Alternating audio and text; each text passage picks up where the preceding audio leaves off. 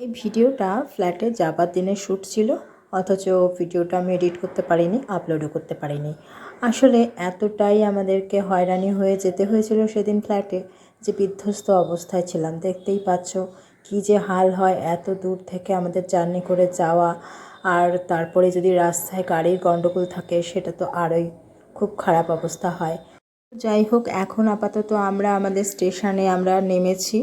আর ভুতুর বাবা একটু চা খাচ্ছিল। আমার আর চা খাওয়ার মতো কোনো রকম ইচ্ছে ছিল না। এইখানে হচ্ছে একটা হনুমান মন্দির আমাদের এখানকার। এখানে আমরা টোটোতে বসে আছি, অপেক্ষা করছি। ভুতুর বাবা একটু দোকানে গেছিলো ডিম টিম কেনার জন্য। আসলে আমরা যেহেতু ফ্ল্যাটে থাকি না, সেই কারণে এখানে কোনো কিছুই তেমন থাকে না। তাই আমরা যখন আসি তখন ঢোকার আগে চাল, আলু, ডিম এগুলো কিনে নিয়েই ঘরে ঢুকি। আর কিছু জিনিস ওখান থেকে নিয়ে আসি আগে থেকে কিনে।